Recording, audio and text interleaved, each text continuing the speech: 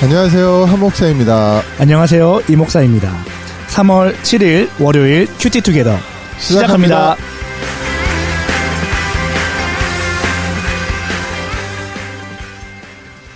네, 이제 사순절 첫 주일을 지나는 이제 월요일이 되었습니다. 네, 벌써 한 주가 주일이 한 번 지났네요. 네, 한 번 지났어요. 이제 5일째가 맞죠? 네. 제가 사전 녹화를 하다 보니까 이거는 날짜가 지금 다 섞여 있습니다. 네, 맞아요. 네. 오늘 본문 말씀은 누가복음 19장 28절에서 40절 말씀인데요. 오늘도 우리 드라마 바이블로 들으시면서 묵상하시겠습니다. 예수께서 이 말씀을 하시고 예루살렘을 향하여 앞서서 가시더라. 감람원이라 불리는 산 쪽에 있는 벳바게와 베다니에 가까이 가셨을 때 제자 중 둘을 보내시며 너희는 맞은편 마을로 가라. 그리로 들어가면 아직 아무도 타보지 않은 나귀 새끼가 매어 있는 것을 보리니 풀어 끌고 오라. 만일 누가 너희에게 어찌하여 푸느냐 묻거든 말하기를 주가 쓰시겠다 하라. 보내심을 받은 자들이 가서 그 말씀하신 대로 만난지라. 나귀 새끼를 풀 때에 그 임자들이 이르되 어찌하여 나귀 새끼를 푸느냐? 주께서 쓰시겠다. 그것을 예수께로 끌고 와서 자기들의 겉옷을 나귀 새끼 위에 걸쳐놓고 예수를 태우니 가실 때 그들이 자기의 겉옷을 길에 펴더라. 이미 감람산 내리막길에 가까이 오심에 제자의 온 무리가 자기들이 본 바 모든 능한 일로 인하여 기뻐하며 큰 소리로 하나님을 찬양하여 찬송하리로다. 주의 이름으로 오시는 왕이여, 하늘을 평하여 가장 높은 곳에는 영광이로다. 무리 중 어떤 바리새인들이 말하되 선생이여, 당신의 제자들을 책망하소서. 내가 너희에게 말하노니 만일 이 사람들이 침묵하면 돌들이 소리 지르리라. 가까이 오사. 네, 말씀을 저희가 들어봤는데요. 우리 한 목사님 오늘 말씀 묵상하시면서 또 어떤 은혜가 있으셨나요? 네, 오늘 일단 본문은 제자 2명 보내시고 이제 나귀 새끼를 하나 가져오라고 명령하시죠. 그렇죠. 예. 이 본문 설교할 때마다 이 나귀 새끼라는 그 단어 때문에 청년들이 가끔 팡팡 터지는데 오해하지 마시고 나귀, 어린 나귀, 나귀, 아기.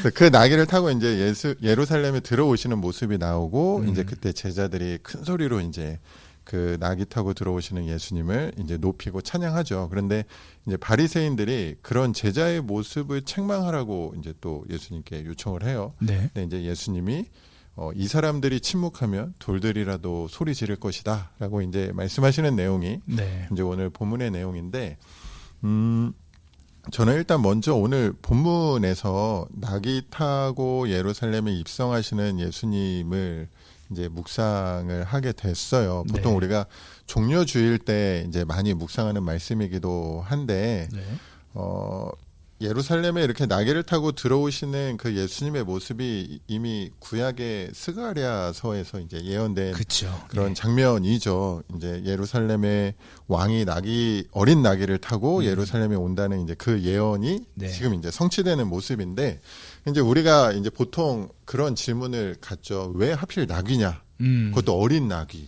보통 이 당시에는 뭐 개선 장군, 전쟁에서 승리하거나 이렇게 하면 막 정말 멋진 말이나 뭐 마차나 뭐 이런 걸 타고 들어와야지 뭔가 좀 위험이 생기고 이런데, 그죠. 왕이라 그러고 메시아라 그러는데 왜 하필 이제 나귀냐? 그것도 어린 나귀. 네. 예루살렘에 예수님께서 이렇게 입성하신 게 이제 정복하는 어떤 전사로서의 왕이 아니라 이제 평화의 왕으로 들어가신다는 일단 그런 어떤 상징적인 의미가 있을 것 같습니다. 그러니까 예수님께서 왕 맞으시죠. 메시아 맞으시지만 지금 지금 종교 지도자들이 기다리는 그런 어떤 정치적인 우리를 물리적으로 이 로마로부터 해방시켜줄 그런 왕의 모습이 아니라 정말 십자가를 지심으로 죄로부터 우리를 구원하시기 위한 이제 그런 평화의 왕으로 일단 들어오시는 거다라는 거 우리가 일단 이해하면 좋겠습니다. 그죠. 워낙 그 당시에 메시아라고 하면 사실은 일반적으로 사람들이 가지고 있던 생각이 정치적인 메시아, 맞아요. 군사적인 메시아였기 그렇죠. 그래서 마치 때문에 다윗 왕과 같은 그죠. 그런 어떤 예. 우리를 하나로 다시 네네. 해줘 이런 강력한 왕을 기다렸던 건데 이제 그 예수님은 이제 그런 왕이 아니시라는 것도 말씀하셨는데 이제 거기에 대한 오해가 이제 있었던 것 같습니다. 네네. 근데 이제 예수님께서 이렇게 들어오실 때 이제 이렇게 무리들의 모습을 보면 이제 분명하게 대립되는 이제 두 그룹이 있어요. 한쪽은 나귀를 타신 예수님을 향해서 주의 이름으로 오시는 왕이여라고 이제 외치는 그룹이 있는가 하면 네. 다른 한쪽은 이제 메시아라고 왕이라고 외치는 그 제자들이 못마땅해서 이제 그런 제자들을 책망하고 제자라는 이제 그런 어떤 종교 지도자들 무리가 있는 거죠. 이런 모습을 보면서 지금도 우리가 살아가는 이 세상 가운데 이런 두 그룹이 그대로 드러난다라고 생각을 해요. 네. 예수님을 삶의 주인으로 모시고 우리의 구세주로 모시고 예배하고 감사하는 그런 우리 같은 네. 그런 그룹이 있는가 하면 이제 그런 우리와는 전혀 다른 삶을 네. 살아가는 자기가 주인되고 또는 물질이 주인되어서 그렇게 우리를 이해하지 못하고 또 그런 우리 같은 그런 크리스찬들을 이제 핍박하는 그런 나라들도 있고요. 네. 그래서 이제 그런 사람들, 그러니까 정반대의 소위 믿음이 없는 사람들이 이제 이렇게 두 그룹이 존재하는 모습을 우리가 보게 되는데, 뭐 물론 지금 여기서 이거를 듣고 계신 분 중에 후자의 그룹은 없겠죠. 네. 다 이제 전자의 그룹 가운데 있을 건데, 근데 제가 이제 자신의 옷을 바닥에 깔고 그 나귀를 타고 들어오시는 예수님을 향해서 왕이라고 메시아라고 외치는 그 사람들의 모습을 가만히 묵상해 보다가 저를 한번 그 무리의 상황 가운데 한번 집어 넣어 봤어요. 네. 내가 그 상황 가운데 있다라면 나는 이제 어떻게 반응을 할까 그런 생각을 하다가 여러 가지 질문을 던져봤어요. 나귀를 타고 예루살렘으로 오시는 예수님이 나에게 어떤 분인가? 네. 지금 왕으로 오시는가? 아니면 그냥 뭐 초라한 나그네인가? 아니면 그냥 뭐 조금 친하지만 뭐 나와는 그렇게 뭐 이렇게 가까이 하기엔 좀 부담스러운 네. 그런 친구인가? 적당히 거리두고 싶은. 아니면 그리고 또 뭐 나는 뭐 자신의 옷을 깔면서 예수님을 왕으로 영접하고 있는가? 아니면 뭐 그렇게까지 오버하고 그래라고 이렇게 눈살을 찌푸리는 그런 사람에 속하는가? 뭐 이런 생각들을 해 보았습니다. 아니면 중간에서 이것도 아니고 저것도 아니고 그냥 관망하듯이 구경하고 있는 사람이 그런 사람도 많았을 것 같아요. 네. 그런 모습들을 이렇게 묵상을 해보면서 과연 제가 하루하루 뭐 전 목사지만 목사로서 신앙생활하고 있는 나의 모습은 어떤 사람들의 모습으로 드러나고 있는가를 네. 한번 좀 묵상해보게 되는 것 같습니다. 너무 귀한 묵상인 것 같습니다. 저도 말씀하신 부분을 들으면서 좀 약간 성격이 그래서 그런지 좀 한번 비꼬아 봤어요. 네네네. 그 말씀하신 부분들을 전제에 두고 또 한편으로는 이때 환호성을 질렀던 사람들이 예수님 십자가 못 박혔을 때 또 다 어디에 있었을까? 이제 그런 부분들도 한번 좀 생각해 볼 수 있을 것 같고요. 그러니까 어제 내가 예수님을 왕으로 인정한 게 내일 내가 또 그렇게 동일하게 할 거라는 것을 보장해주지 못한다는 거죠. 그리고 이 바리새인들을 제가 굳이 변호를 하자면, 제가 바리새인이어서는 아니고요.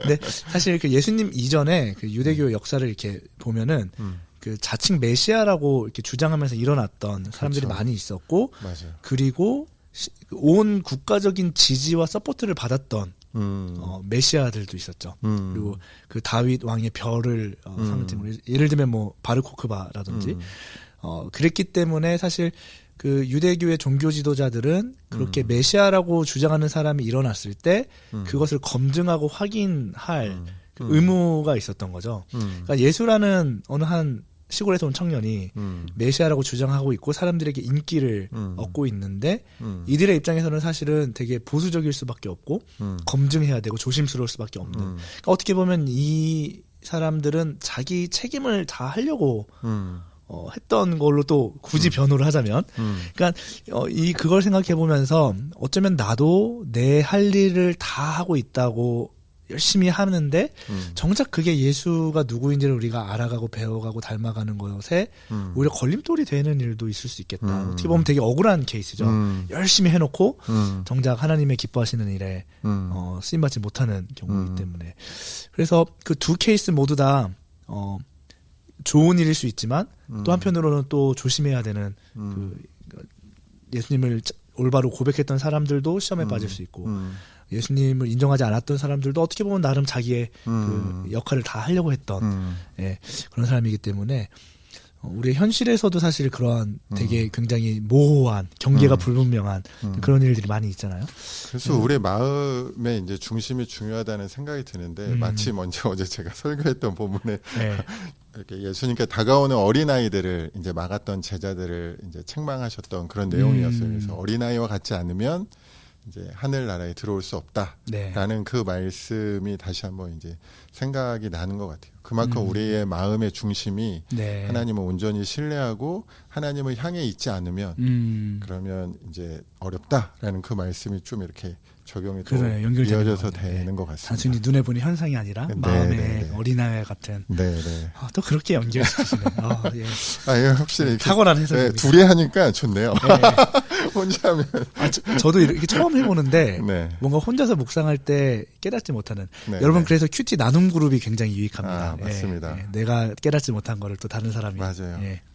그러면 우리 한번 이렇게 말씀 묵상한 내용을 가지고 찬양 들으시면서 또 찬양의 가사 같이 묵상하시면서 좀 오늘 말씀을 정리하는 시간 가지면 좋겠습니다.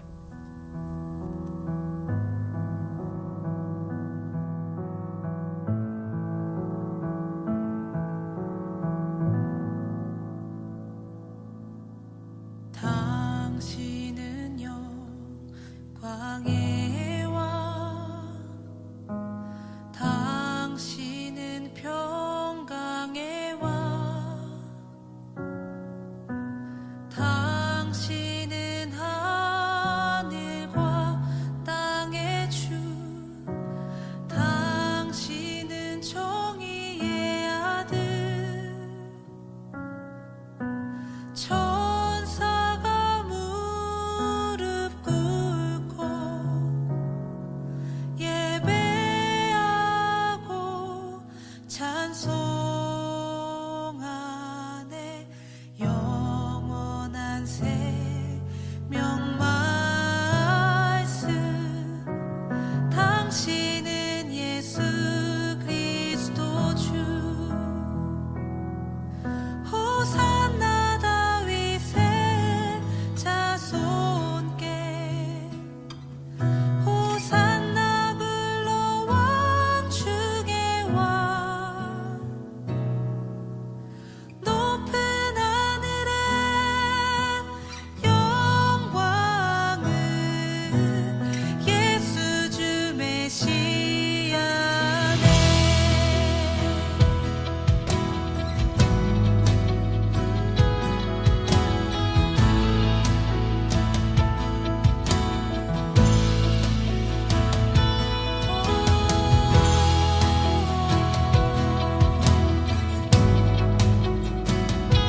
당신은 영광의 왕 당신은 영광의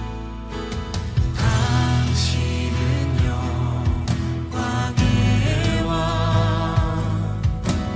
당신은 평강의 왕 당신은 하늘과 땅의 주 당신은 정의의 아들 천사가 무릎 꿇고 예배하고 찬송하네 영원한 생명 말씀 당신은 예수 그리스도 주 호산나 호산나 다윗의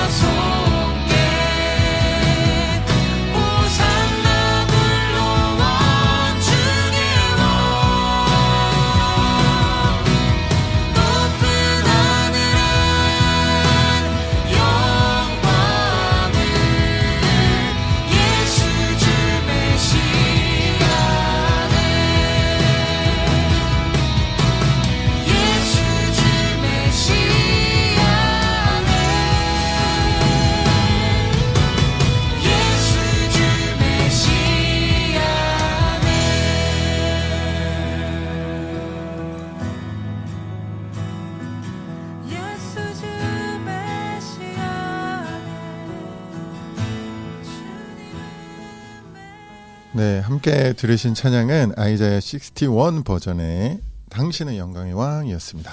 와, 이 찬양 진짜 오랜만에 들어요. 아, 그러세요? 사실 제가 너무 좋아하는 찬양인데 제가 네. 초등학교 5학년 때 처음 회심을 경험하고 예수님을 인격적으로 만났을 때 아. 그때 되게 불렀던 찬양이어서 평생 제가 이렇게 마음속에 아. 간직하고 있는 찬양인데 아. 선곡 탁월하셨습니다. 감사합니다. 감사합니다. 네. 저는 월요일이 되면 사실 청년들한테 좀 약간 미안한 마음이 늘 있어요. 월요일만요? 왜냐면 저는 이제 주일 지나서 이제 이날을 이제 쉬는 날인데 청년들이 이제 출근하고 이러니까 전에 퀴즈 투기 할 때 늘 이렇게 사과하고 나도 오늘 열심히 살겠다 다짐하고 되게 착하시네요. 아무튼 저기 학교 가는 학생들은 학생대로 또 출근하는 직장인은 직장인대로 아마 오늘 되게 피곤한 하루가 될 것 같은데 네. 그래도 우리가 오늘 사순절 5번째 날이라는 거 우리가 기억하고 오늘 하루도 우리가 말씀 묵상했었던 것처럼 하나님의 다스림 안에서 왕 대신 하나님을 주인으로 모시고 승리하는 그런 하루 되면 좋겠어요. 네, 피곤할 수 있는 월요일이지만 말씀 때문에 은혜 때문에 더 풍요로운 월요일 되셨으면 좋겠네요. 네, 아멘. 네, 그러면 오늘도 좋은 하루 되시고 안녕히 계세요. 내일 만나겠습니다.